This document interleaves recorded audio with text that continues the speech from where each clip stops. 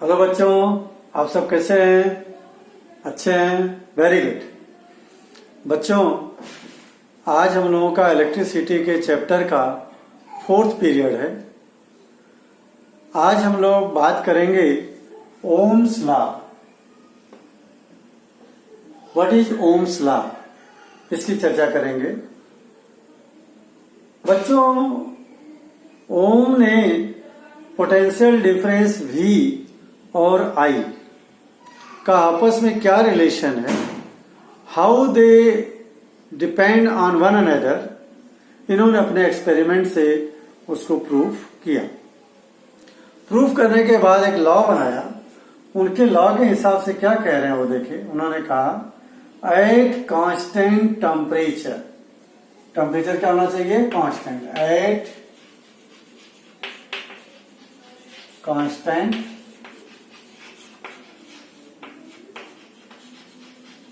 Temperature, यानी temperature को नहीं बदलना है, जितना टेम्परेचर है वो फिक्स रहना है। इस शर्त है, कंडीशन है ओम्स लॉ की। इससे क्या होगा? At constant temperature current flowing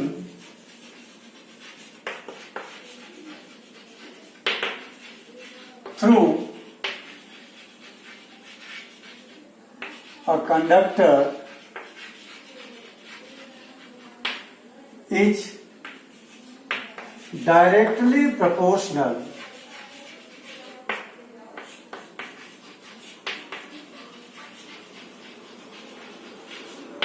to potential difference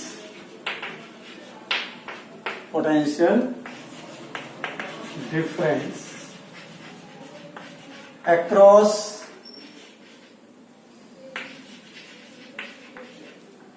its two end। जरा इसको समझो। मान लीजिए कंडक्टर है, ये कंडक्टर है ए और बी, इसके दो एंड हो गए ए और बी। इसमें से अगर करंट फ्लो हो रही है आई, इन दोनों के एंड के बीच में अक्रॉस इट्स टू एंड, इसका मतलब दोनों एंड के बीच में पोटेंशियल डिफरेंस मान लीजिए V है, पोटेंशियल डिफरेंस V है, तो I जो है V के डायरेक्टली प्रोपोर्शनल है। At constant temperature current flowing through a conductor is directly proportional to potential difference across its two end. बच्चों, ये लॉ को हमेशा इसी लैंग्वेज में ही लिखना है। बाकी फिजिक्स में कुछ भी याद करने की जरूरत नहीं है, सब समझने की जरूरत है। समझ करके जो भी आप अपनी लैंग्वेज में सारा जवाब दीजिए, लेकिन जितने लॉज हैं, लॉज को उसी लैंग्वेज में जवाब देना पड़ेगा।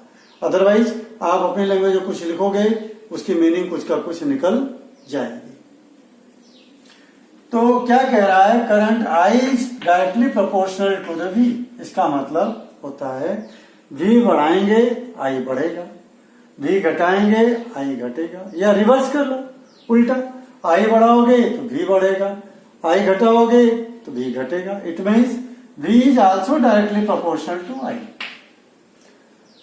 हम लोग फिजिक्स में प्रोपोर्शनल का साइन हटाते हैं तो इज इक्वल टू और एक कांस्टेंट लाते हैं।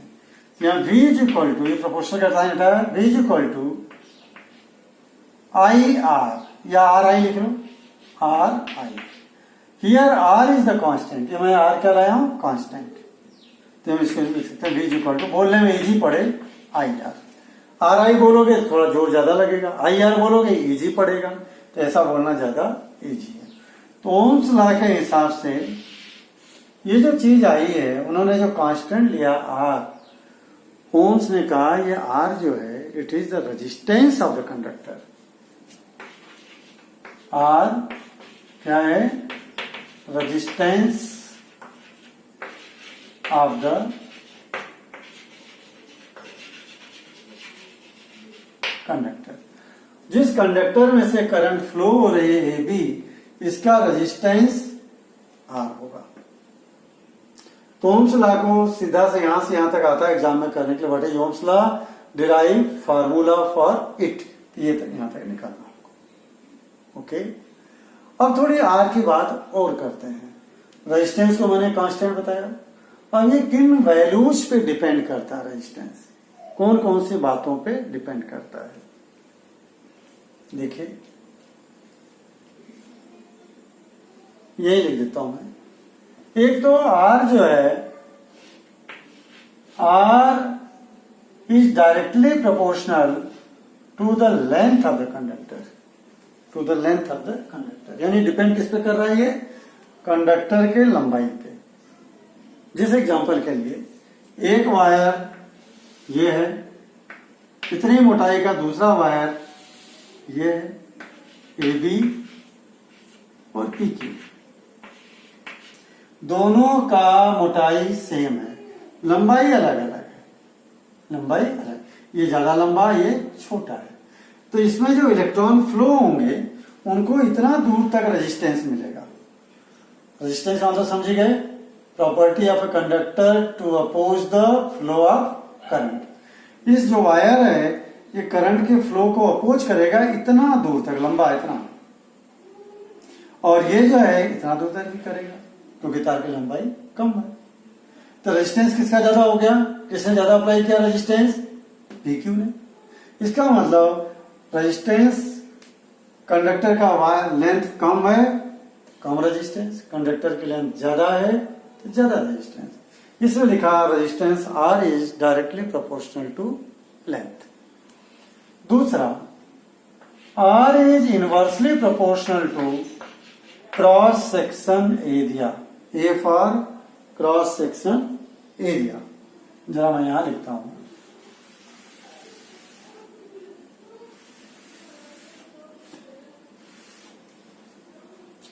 ये किसके लिए मैं यूज कर रहा हूं, क्रॉस सेक्शन एरिया का मतलब तार का ये क्रॉस सेक्शन एरिया तार का। इसका मतलब ये डिसाइड करता है तार की मोटाई। इनवर्सली प्रोपोर्शनल का मतलब अपोजिट, ये ज्यादा होगा रेजिस्टेंस कम होगा, ये कम होगा रेजिस्टेंस ज्यादा होगा। इसका मीनिंग और समझ लो कि अगर तार मोटा है तो इलेक्ट्रॉन को फ्लो होने के लिए जगह खूब मिलेगी, तो इलेक्ट्रॉन इजीली फ्लो होंगे तो रेजिस्टेंस कम होगा। तार पतला है, इलेक्ट्रॉन को फ्लो होने के लिए कम जगह मिलेगी। तार मोटा होने पर इलेक्ट्रॉन फ्लो होने के लिए ज्यादा जगह मिलेगी यानी रेजिस्टेंस कम होगा। तार पतला होने पर इलेक्ट्रॉन को फ्लो होने के लिए जगह कम मिलेगी, तो कम जगह मिलेगी यानी रेजिस्टेंस ज्यादा होगा। ठीक वैसे ही अगर हम रोड पे जा रहे हैं, चौड़ा रास्ता है तो हमको ट्रैफिक कम फील होगा, फटाफट आगे हमारी गाड़ी जाएगी। और पतला रास्ता है तो ट्रैफिक ज्यादा फील होगा, बार बार रुकावट आएगी, हमारी गाड़ी की स्पीड कम होगी यानी बाधा ज्यादा होगी। रेजिस्टेंस एक तरह की बाधा है करंट के फ्लो में। तो पतले रास्ते हो गए तो बाधा ज्यादा, यानी पतला तार हो गया बाधा ज्यादा, रेजिस्टेंस ज्यादा। इसलिए अगर दूसरा एग्जांपल देखूं मैं, देखिए एक तार ये है ए बी, इतना ही लंबा सेम, लेंथ दोनों की सेम है। इसका क्रॉस सेक्शन एरिया मान लीजिए 1 मीटर स्क्वायर, इसका क्रॉस एरिया 2 मीटर स्क्वायर। ये तार ज्यादा मोटा है, इसमें इलेक्ट्रॉन को फ्लो होने के लिए ज्यादा जगह मिलेगी यानी इसका रेजिस्टेंस कम, इसका ज्यादा। इसलिए लिखा है resistance is inversely proportional to the cross section area. More cross section area less resistance, less cross section area more resistance. Third point आ रही बात, नंबर थर्ड, यही लिख देता हूं मैं थर्ड भी।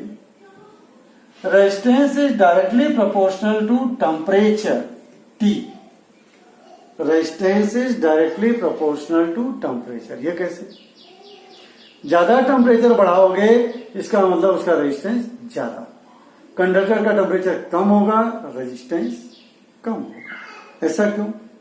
ऐसा इसलिए कि जब अगर इसको आप गर्म करोगे, इसके जो इलेक्ट्रॉन सीधे जा रहे थे इस तरह से, जब हीट दोगे ज्यादा तो इनकी काइनेटिक एनर्जी बढ़ेगी, जब बढ़ेगी तो अपनी जगह पे वाइब्रेट ज्यादा होंगे, अपनी जगह पे जंप करने लगेंगे, तो आगे की तरफ फ्लो उनका कम हो जाएगा। ठीक है, तो मोर रेजिस्टेंस मोर, एक मिनट, मोर टेम्परेचर, इसको उल्टा ही करना, inversely proportional. More temperature, directly more temperature more resistance, less temperature less resistance. ध्यान दें, तो बढ़ा देंगे टेम्परेचर तो ये जंप करने लगेंगे तो रेजिस्टेंस बढ़ जाएगा, आगे की तरफ फ्लो इनका कम हो जाएगा। टेम्परेचर अगर कम करेंगे तो इनकी काइनेटिक एनर्जी कम हो जाएगी, तो इनके ऊपर क्या लगेगा, जंपिंग बंद हो जाएगा इनका, तो जो रिपल्सन का फोर्स है वही काम करेगा, इलेक्ट्रॉन इसको जो रिपेल करेगा उसी से आगे बढ़ेगा। टेम्परेचर घटाते जाएंगे अगर, तो एक टाइम ऐसा आएगा कि रेजिस्टेंस का, कंडक्टर का रेजिस्टेंस बिल्कुल जीरो हो जाएगा, तब वो कंडक्टर कहलाएगा सुपर कंडक्टर। क्या कहलाएगा, superconductor. A conductor having no resistance is known as zero, is known as superconductor.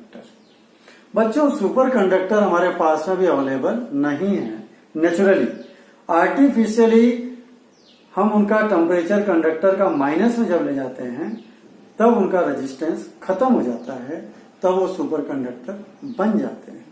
हमारे scientist they are trying to make the superconductor, superconductor बनाने की कोशिश कर रहे हैं।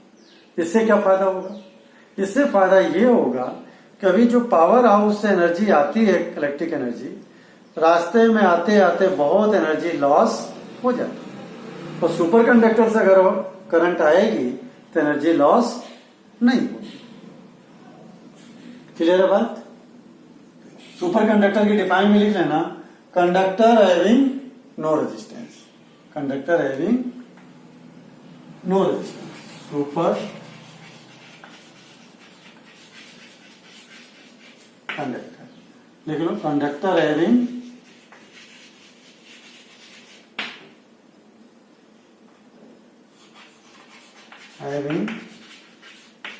No resistance.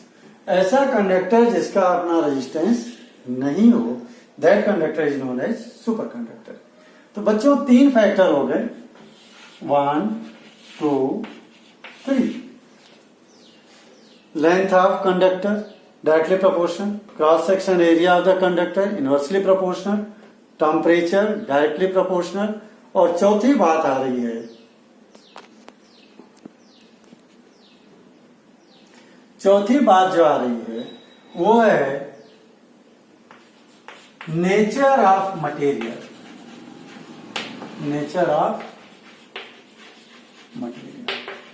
अलग अलग मटेरियल का रेजिस्टेंस अलग अलग होता है। जैसे एग्जांपल के लिए, सिल्वर बहुत कम रेजिस्टेंस लगाता है, इसलिए silver is the best conductor of electricity. उससे कम कॉपर लगाएगा, इसलिए कॉपर भी गुड कंडक्टर है। एल्यूमिनियम उससे कम, तो एल्यूमिनियम भी गुड कंडक्टर है। इसी तरह से सिल्वर के बाद में कॉपर और एल्यूमिनियम, लेड लेंगे अगर, लेड थोड़ा ज्यादा रेजिस्टेंस लगाता है। क्रोमियम ले लेंगे अगर, किसका, क्रोमियम अगर ले लेंगे आप, तो वो ज्यादा रेजिस्टेंस लगाएगा। क्रोमियम ले लेंगे तो क्या करेगा, ज्यादा रेजिस्टेंस लगाएगा। तो बच्चों, तो नेचर ऑफ द मटेरियल का समझ गए, अलग अलग मटेरियल का रेजिस्टेंस अलग अलग है। ओके, तो ये ओम्स लॉ में एक तो व्हाट इज ओम्स लॉ और इसका फार्मूला डिराइव करना, और आर क्या है, रेजिस्टेंस है, और आर किन बातों पे डिपेंड कर रहा है, 4 बातों पे। अब उन्होंने क्या किया, जरा देखें उनका एक्सपेरिमेंट, कैसे ये सारी बातें उन्होंने पता किया।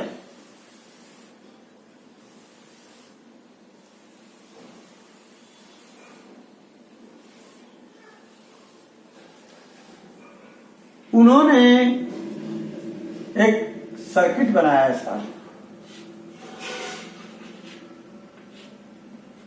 रेजिस्टेंस आर लिया, इसको पोटेंस वोल्ट मीटर से कनेक्ट किया, इधर अमीटर लगाया, यहां की लगाया और ये बैटरी। देखो यहां पे कितनी बैटरी लगा दिया, 1 2 3, और ये जो है रियोस्टेट, और ये वोल्ट मीटर, ये अमीटर, और ये की, और ये बैटरी। बच्चों उन्होंने क्या किया, 3 रीडिंग लिया, एक बार यहां रखा, आई और भी को नोट किया, फिर एक बार यहां रखा, फिर आई और भी को नोट किया, फिर एक बार यहां रखा, फिर आई और भी को नोट किया। तो 3 रीडिंग जब उन्होंने लिया,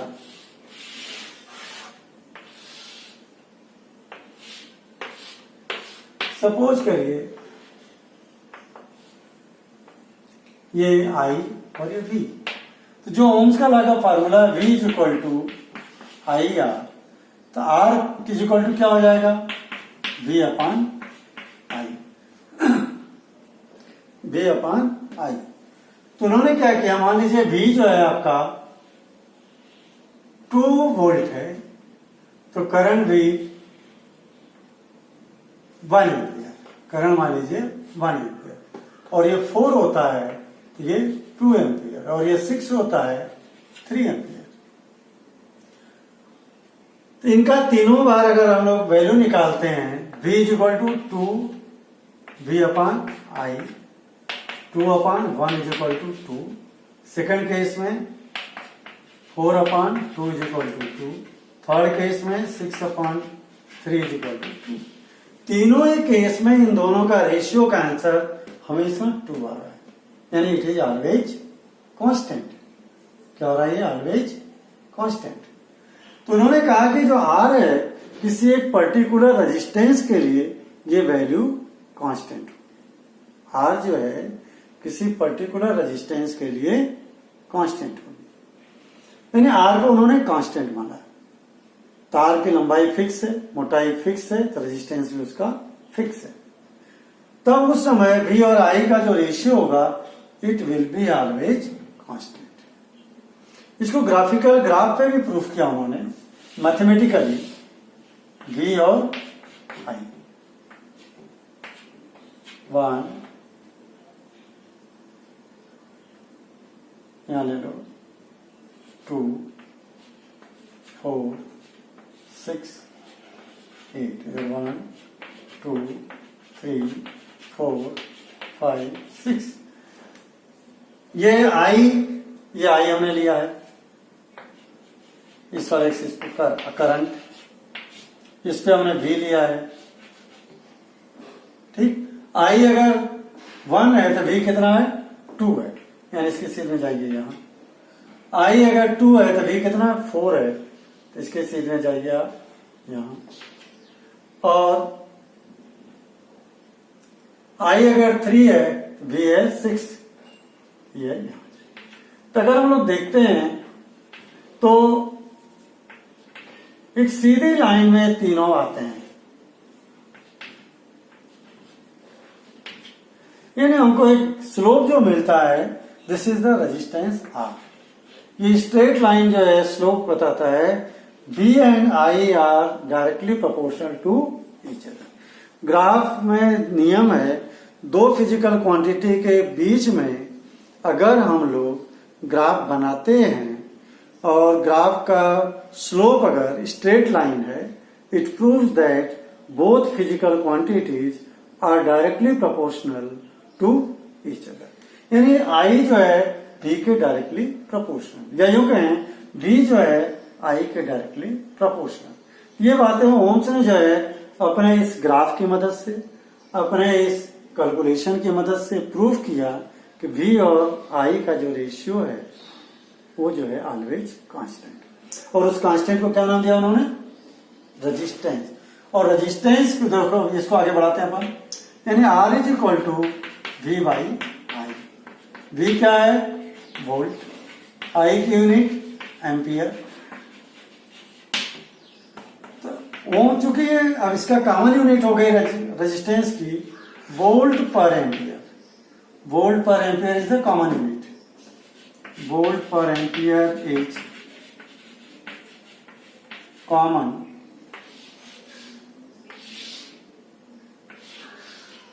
यूनिट ऑफ रेजिस्टेंस। रेजिस्टेंस की कॉमन यूनिट हो गई वोल्ट पर एम्पियर। अब उन्होंने ओम ने क्या किया, वोल्ट पर एम्पियर को अगर करेंगे तो ओम को लोग भूल जाएंगे, उन्होंने वोल्ट पर एम्पियर को रिप्लेस किया किससे, ओम से, अपने नाम से। तो R ohm is SI unit of resistance. Ohm क्या है, रेजिस्टेंस की SI unit. It is denoted by a symbol omega. Ohm को लोग प्यार के नाम से ओमेगा कहते थे, इसलिए उन्होंने एक सिंबल दिया, उस सिंबल का नाम अपना पेट नेम से दे दिया। तो it is denoted by omega. किससे डिनोट करेंगे इसको, ओमेगा से। ओमेगा का सिंबल देख लें यहां, ओमेगा।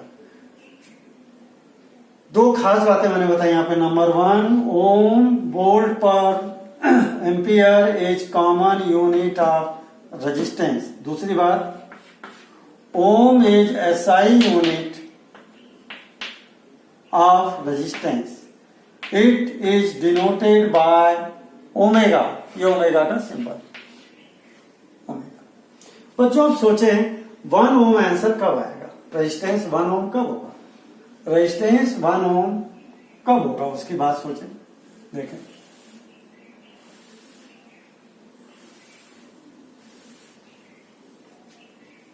हमने लिखा R is equal two volt upon I.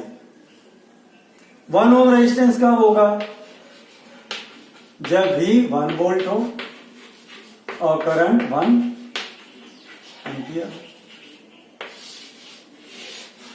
ये 1 ओम की डिफाइन है। डिफाइन अगर एग्जाम में आ जाए ओम या define SI unit of resistance, तो इसी से डिफाइन लिखना है।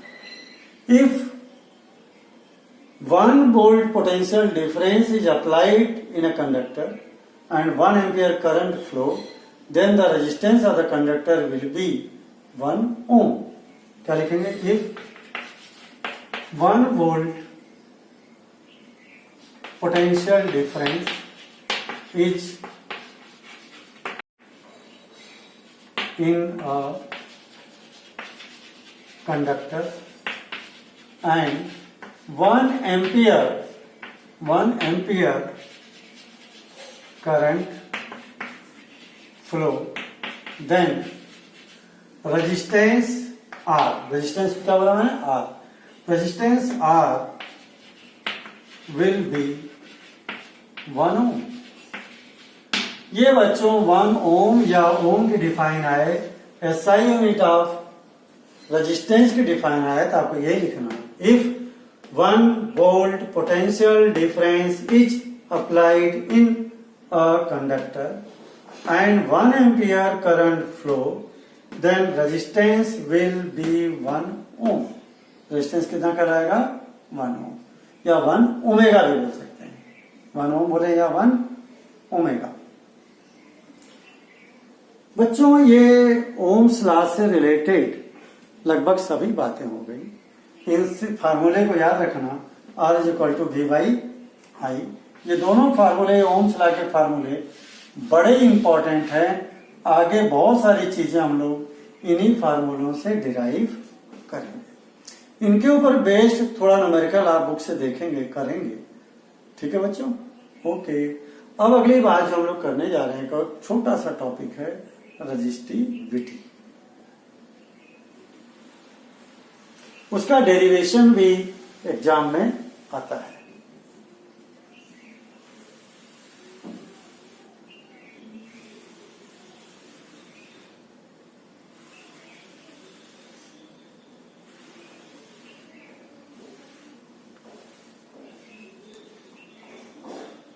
टॉपिक का नाम है रजिस्टिविटी और स्पेसिफिक रेजिस्टेंस या स्पेशल रेजिस्टेंस।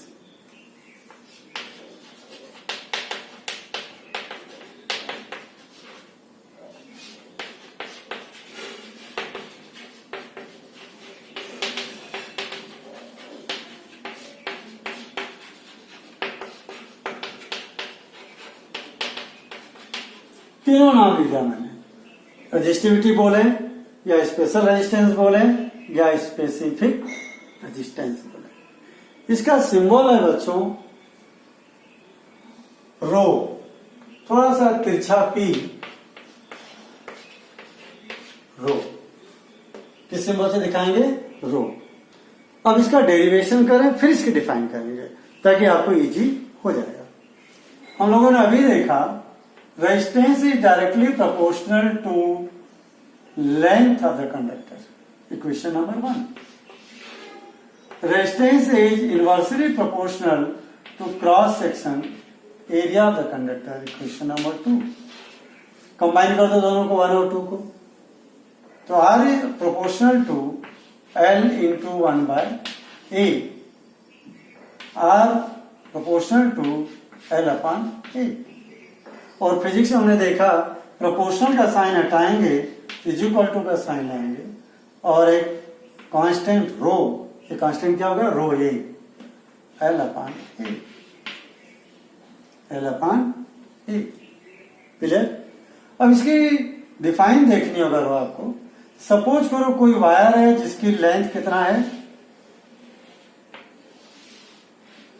1 मीटर, और जो क्रॉस सेक्शन एरिया है 1 मीटर स्क्वायर। तब ये क्या हो जाएगा? यहां 1 रखूं, यहां 1 रखूं, तो हो जाएगा R is equal to rho 1 upon 1, यानी R is equal to rho. देखिए, यानी रजिस्टिविटी कुछ नहीं है, it is the resistance of the conductor. Resistivity किसके बराबर आ गई? Resistance of the conductor. लेकिन कंडीशन क्या है? Length 1 metre, cross section area 1 metre square. कोई भी मटेरियल है, अगर उसका 1 मीटर लंबा तार ले लें, उसकी मोटाई 1 मीटर स्क्वायर ले लें, तो उसका जो रेजिस्टेंस होगा उसी रेजिस्टेंस को हम कहेंगे रजिस्टिविटी। यानी सिंपल डिफाइन हो गई, resistivity is numerically equal to resistance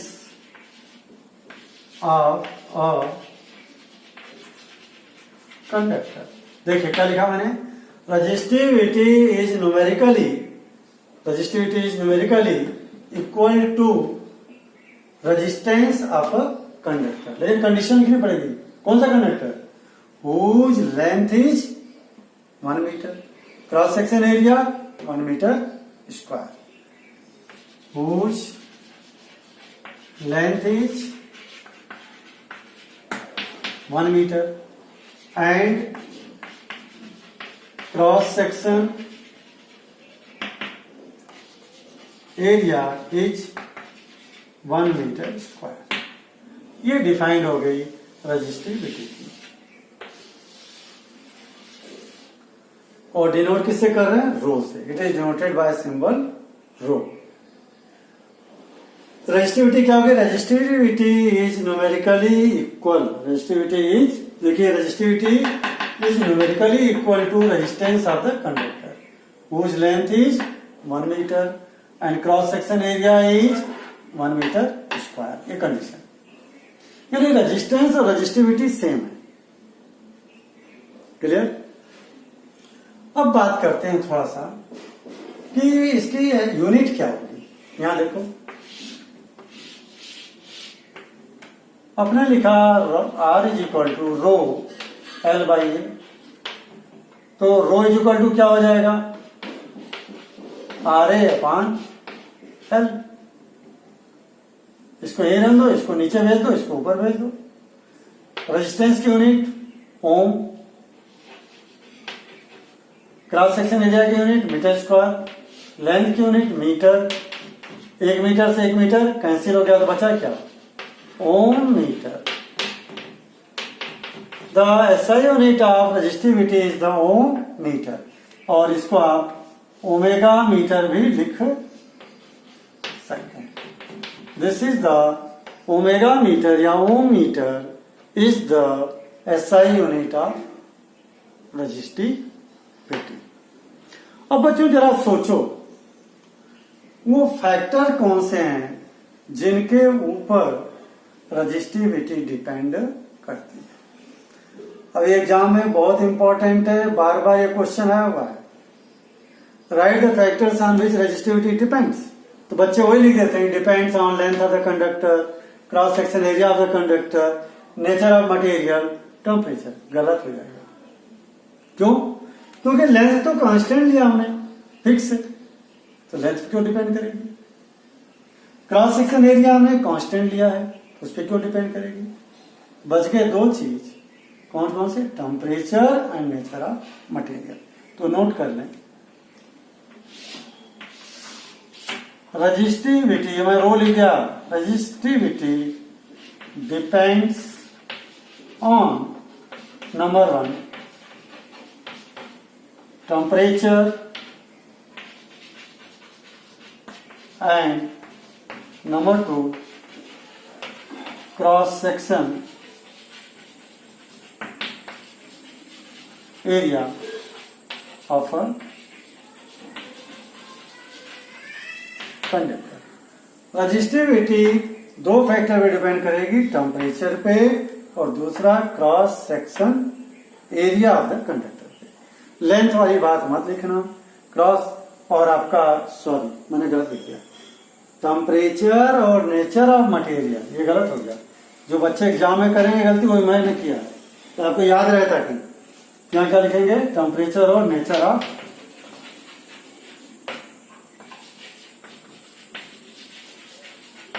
material.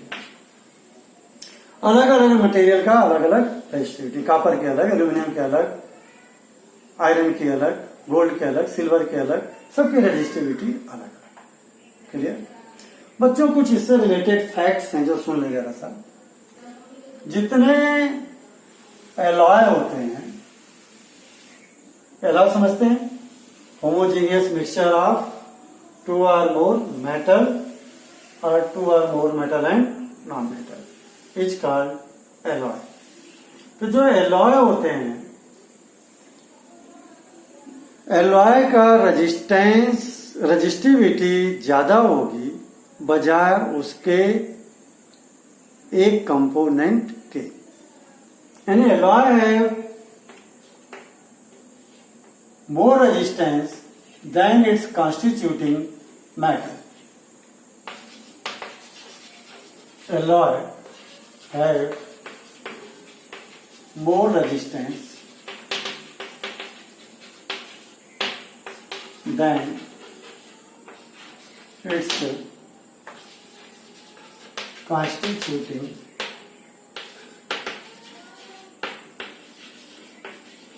component का।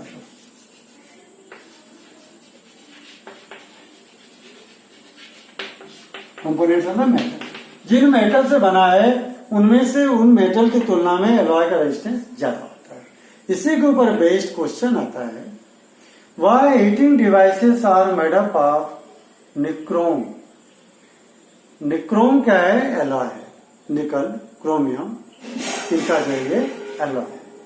क्वेश्चन क्या है, Why heating element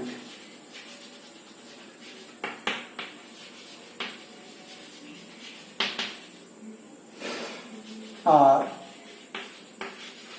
made up of alloy like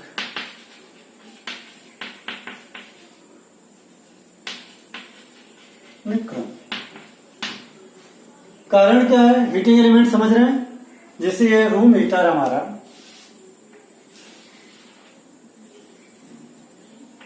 ये वायर आया और ये हीटर है। हीटर में जो ये कॉइल लगती है इसी को हीटिंग एलिमेंट्स कहते हैं। ये हीटिंग एलिमेंट,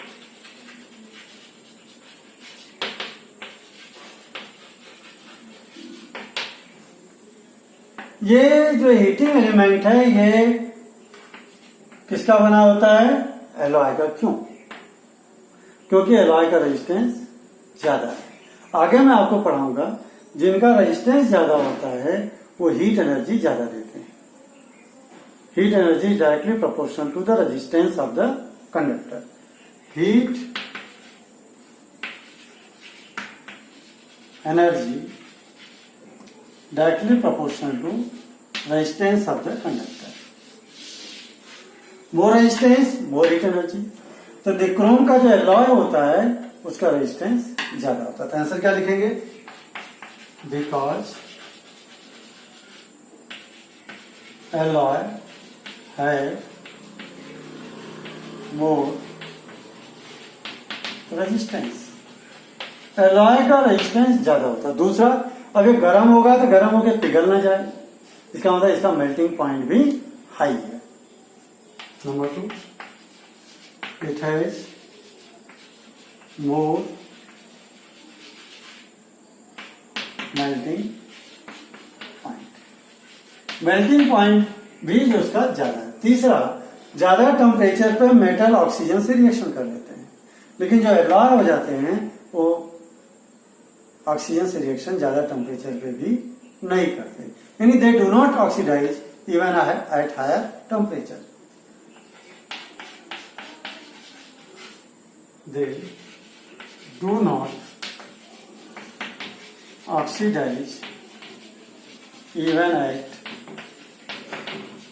हाई टेम्परेचर। ज्यादा टेम्परेचर पर भी ये ऑक्सीडाइज नहीं होते। बड़ा आईएमपी क्वेश्चन है बच्चों, इसको आप करेंगे और इसके 3 पॉइंट में मैंने आंसर दे दिया। हीटिंग एलिमेंट की जो डिवाइसेस हैं उनका जो है एलॉय की क्यों बनी होती है? एलॉय लाइक निक्रोम, क्योंकि उनका रेजिस्टेंस ज्यादा है। दूसरा, मेल्टिंग पॉइंट ज्यादा है। तीसरा, हाई टेम्परेचर पे भी ऑक्सीडाइज नहीं होती। यही एक और इंपॉर्टेंट क्वेश्चन आता है बच्चों, ये जो कॉर्ड देख रहे हो, तार, ये पूछता है कि तार नहीं गर्म होते हैं, ग्लो नहीं करते हैं, जबकि हीटिंग एलिमेंट ग्लो करता है। ऐसा क्यों? इसका उल्टा रख दो। इनका रेजिस्टेंस कम है, मेल्टिंग पॉइंट कम है, पिघल जाएंगे। और तीसरा, ये लो टेम्परेचर पे, हाई टेम्परेचर पे ऑक्सीडाइज हो जाएंगे। तो मेन आंसर क्या दे दो? इसका रेजिस्टेंस कम है इसलिए ग्लो नहीं होता, यानी इसमें हीट एनर्जी ज्यादा प्रोड्यूस नहीं होती है। इस तार को क्वेश्चन में कॉर्ड बोलता है। कॉर्ड माने रस्सी होता है, रस्सी मतलब वायर। क्लियर? तो बोलता है कि ये कॉर्ड जो है, cord does not glow but heating element glow. Why? Because its resistance is very low and resistance of heating element is very high, so less heat is produced in the cord, so it does not glow. Cord में बहुत कम heat produce होती है इसलिए glow नहीं होता है। ये भी क्वेश्चन मैं नोट कर देता हूं, आप प्लीज नोट कर लो क्योंकि बड़ा आईएमपी क्वेश्चन है ये।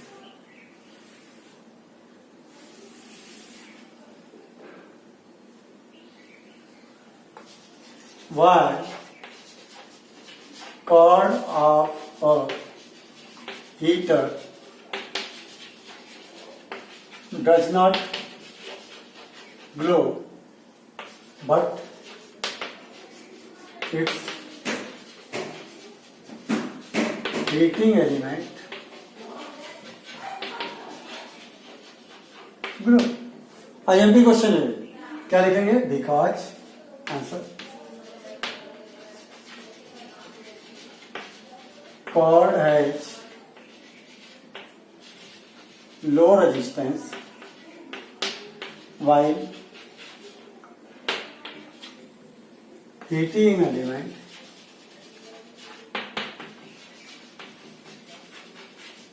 has high resistance. We know that